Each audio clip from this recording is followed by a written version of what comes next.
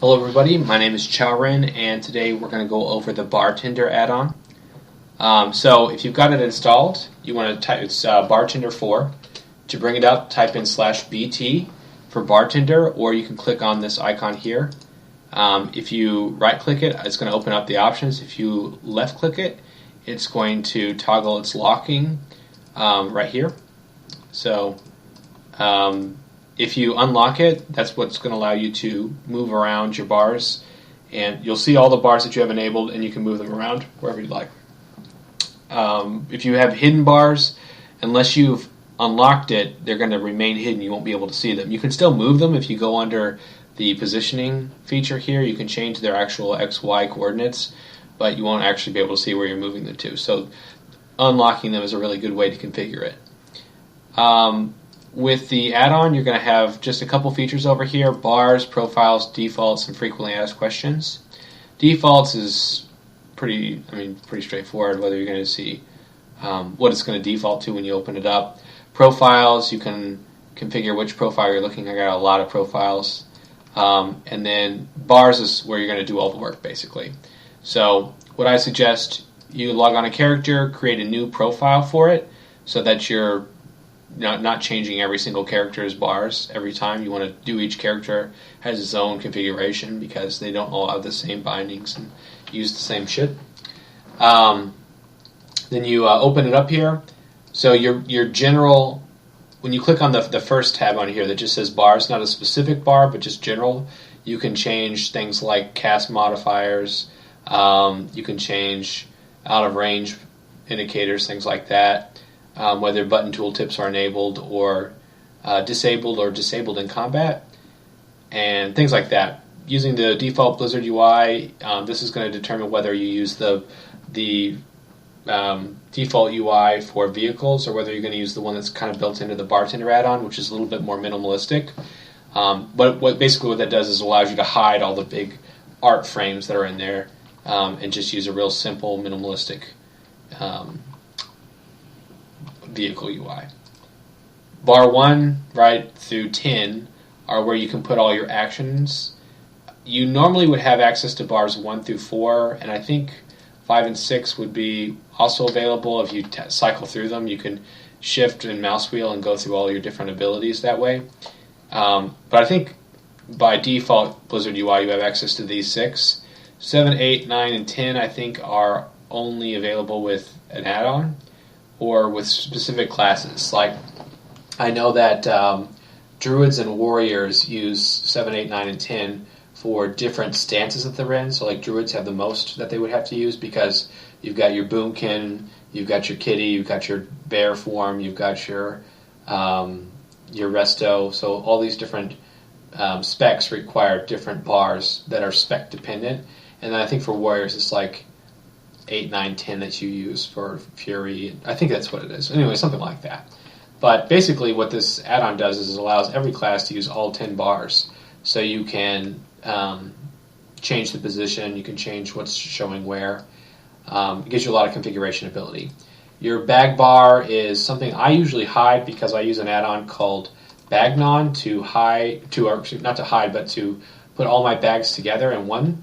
And if I need to see them, I'll click on this little button right here, which shows me the bags that I have available, and then I click it again to hide it. And I can have bags enabled but not shown. So I can click on it again, and now I don't see my ammo. I'm only seeing the actual stuff that I'm holding. And so if you have that up, you really don't need to see that's just an extra 5 buttons, I guess, that you're hiding, your keyframe and your 4 bags. Plus your main bag, I guess it would actually be 6. Don't need to see that at all. You can just hide it. Micro menu, I usually have this one enabled, but what I'll do is I'll fade it out. So I'll explain that in a little bit. But my macro menu I keep down here in the corner. It's not something I use most of the time. It's not something I need to see all the time. I can kind of have it out of the way and hidden. On pet bar, for most classes you don't even need to see a pet bar, but I'm playing a hunter, so at least on this character, so obviously I would want my pet bar shown. And if I have a pet out, it's going to show up right below all my other bars. And I just modify the size to be a scale 1-3 with padding of 1, and it basically matches with These bars having 8 buttons, having a scale of 0.75 and a padding of 2. It's almost exactly the same width. So it's a nice little neat appearance. It's just kind of something that I think it looks aesthetically pleasing. Stance bar is not something I have to worry about on a hunter, but you'd have for paladins it's going to be your auras. For warriors it's going to be your 3 different stances: defensive, battle, and berserking. And for druids it'll be your different shifts that you can, your forms that you can shift into, things like that. For rogues it's going to be your vanish, going stealth and non-stealth, and for priests I think it's your shadow form if you have it. Vehicle bar obviously is the vehicle bar. Reputation, if you want to see your reputation, you can track it this way. For most of the time people don't want to track the reputation, so it's something you can usually hide it. Blizzard art bar is like the default Blizzard art that shows up with, it looks like this, right? But you can usually hide that because you don't actually need to see that shit. For most people, they don't need to see this. But if you want to have it on there, you want to make it huge, you can do whatever you want. You can change the format for it. You can have, a griffin on one side and a lion on the other if you wanted to do something like that. But it doesn't really, it's whatever you want. I hide that stuff. I don't want to see all those things. Your XP bar is, once you're at the max level, you don't need to see this at all. If you want to see it, you're welcome to, but there's no real reason to have that showing. Now let's go over the different configuration abilities. So going bar 1, for me, that's this first bar right here, so we'll go ahead and configure this one.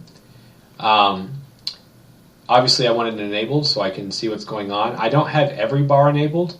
If you notice that I've only got 3 of these bars here and 3 over here showing. So I've got 10 total, means I've got 4 that I'm not even using at all. So for example, 3, 4, 5, 6, all of those are closed. I'm not seeing them because I don't need that many abilities on my bars. I don't use that many abilities, and I can just hide all that shit. The idea is that you hide the stuff you don't need to see, and you show the stuff that you need to see, so you're focusing your attention on what's important. Bar style and layout, fairly straightforward. Alpha is what layer it's on, whether it's on the top or the bottom. So if you put it next to a player's frame, is it going to be hidden, or is it going to, what layer is it on? If I put this over here, is it going to go behind these, or is it going to show in front of them? So that's basically what you do there. You've got your scale, how big is it, right? You can change it, make it pretty big, or bring it back down, make it pretty small. Padding is how spread out it is. You can make it really tight or really spread out. I like 2, that's usually where I like to keep it. Buttons, you can only go up to 12 because that's what's built into the Blizzard settings. You can't have more than 12 unless you have a different type of add-on for this. I suppose there's probably some add-ons that can give you like an infinite number of bars. I don't think you really need that. I just do, this is fine for me. I use 8 buttons is really all I need to show on here, so I can have a nice little grouping. And then the number of rows. So if you can have as many rows as you have buttons. It won't let you have more than that. So you can have up to 12 buttons, so you can have up to 12 rows. And then you can change the growth directions horizontally and vertically. Hide macro text allows you to have macros, but it looks like they're not macros. Hide hotkey allows you to hide your bindings. And click through allows you to have a bar that doesn't react to anything you do. You click on it, and it's like you didn't even click on it. It's like you just clicked on the regular background. So here's what I think about these two. If you're trying to get familiar with new key bindings, these are really nice. This one more so than this one. If you've got new keys, maybe you can't remember what the binding is for it, so it's nice to have the binding showing. So I know that if I hit 1, this is what's going to come up. If I hit 2, this one's going to come up. It allows you to kind of pay attention to what's going on, but at the same time, if you forget your binding, you can quickly look down and recall what it is.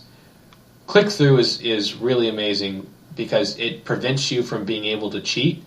So if you are a clicker and you want to switch over to being a key binder, which I highly recommend, key binding is a much better way to play the game than by clicking all your abilities.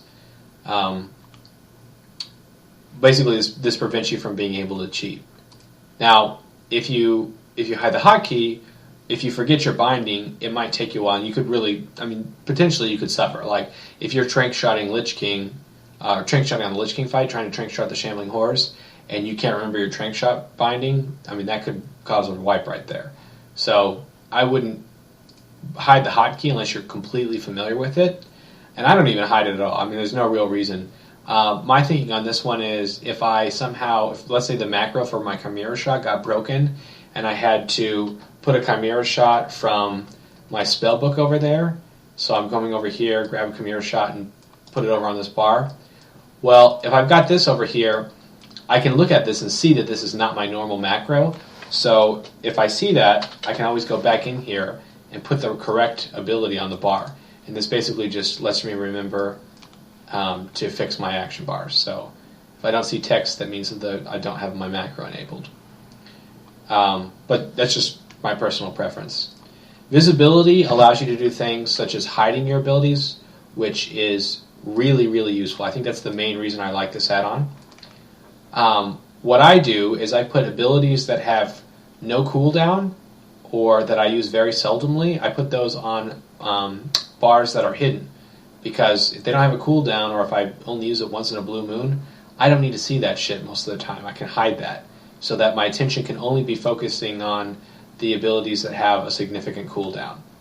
So, such an example of abilities like this would be Mounts, Hunter's Mark, Serpent Sting. I've got one Misdirect already over here on my bars.